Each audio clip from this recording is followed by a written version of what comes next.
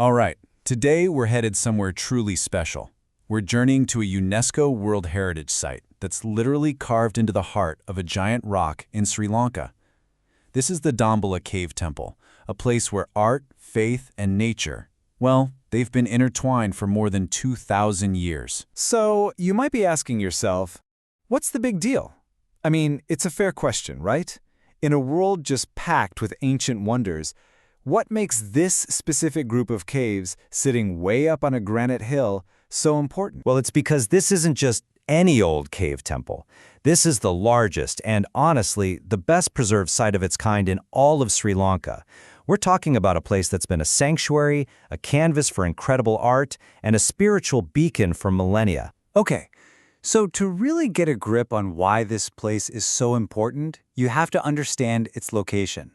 This temple isn't just a building plopped down somewhere. Its setting is everything. You see, its location is absolutely key. It's in Dambulla, smack dab in the middle of what's called Sri Lanka's cultural triangle, and that's a region just dense with ancient history. It's only about a couple of hours from Kandy, so it's not some remote, forgotten monument. No, it's a central pillar of the whole country's spiritual landscape. This is a place people make a real pilgrimage to. And you know what? That journey is a huge part of the experience. You don't just, pull up in a car and walk in. You actually have to ascend to the Dambulla Caves. The whole physical act of getting there, it kind of prepares you for the incredible thing you're about to see. Yeah, the final approach is a real climb. Once you get to the base of this massive Dambulla Rock, you start heading up a series of stairways. We're talking about 365 steps to the top. Just imagine, pilgrims and monks have been making this very same climb for centuries. And this isn't just a little hill. The Dambulla Rock itself towers 160 meters. That's over 500 feet above the plains all around it. So as you climb, the whole world just opens up beneath you. You get these panoramic views that are honestly a reward all on their own. So after that climb, you finally reach the top. And this is it, the true heart of the site. This is the big reveal, that moment you step out of the bright, hot sun and into the cool, sacred darkness of these ancient caves. Now here's a crucial thing to understand.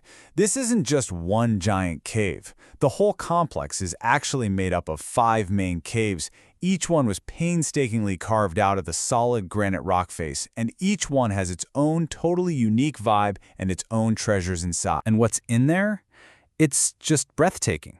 I mean, spread across these 5 caves, you'll find more than 150 statues of the Buddha. And not just Buddha, there are statues of Sri Lankan kings and different gods too.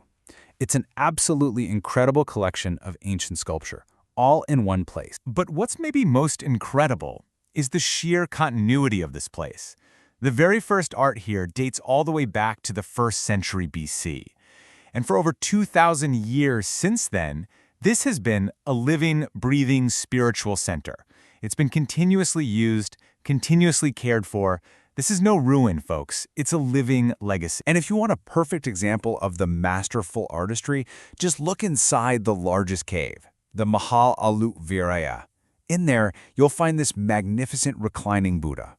It's over 14 meters long. That's 47 feet. And it's carved with this sense of profound peace and serenity that it fills the entire space.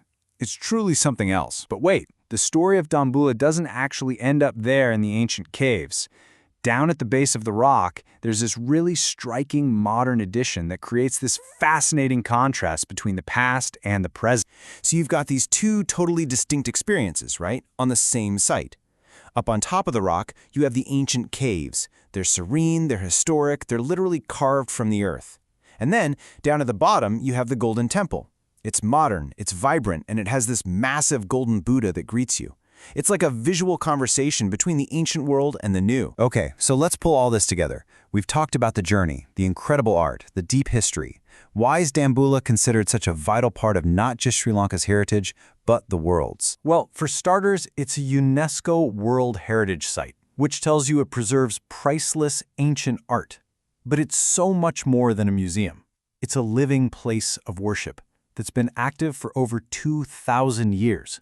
You add in those absolutely breathtaking views and its role as a key pillar of the cultural triangle, and what you have is a site of true global significance.